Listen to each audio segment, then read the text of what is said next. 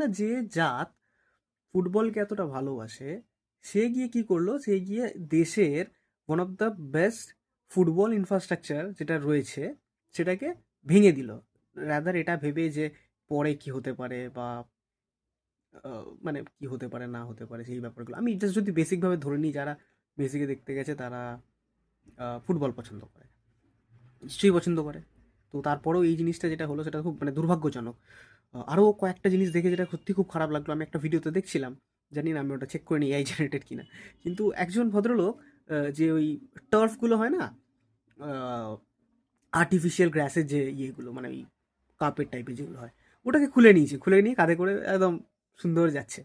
তো তাকে যেটা জিজ্ঞাসা করে যে আপনি এটা কোথায় নিয়ে যাচ্ছেন, তো তখন বলে যে যে মুখ দেখাবেন না আমার,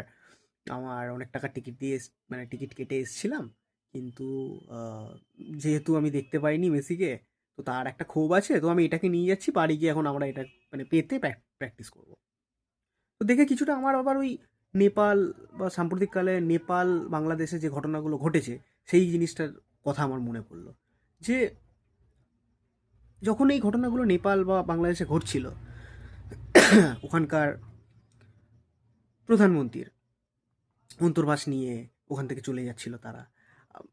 আদারওয়াইজ নেপালেও যে যে যে ছোটো ছোটো ব্যাপারগুলো আমাদেরকে সত্যি হিট করেছে, চোখের মধ্যে আমরা ভেসেছে, মানে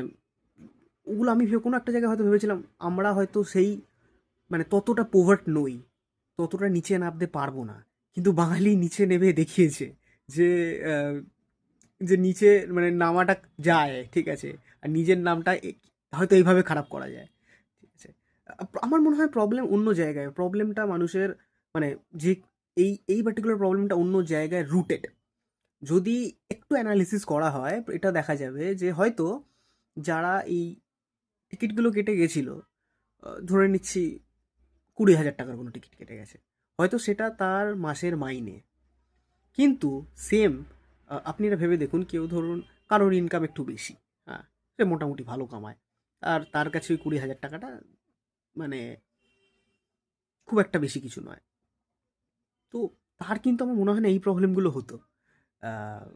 তো এবার আমি কি বলতে চাইছি, মানে বুদ্ধিমান আপনারা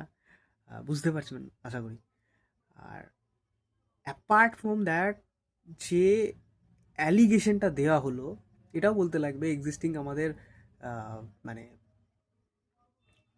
দেখুন, এটা বুঝতে লাগবে যে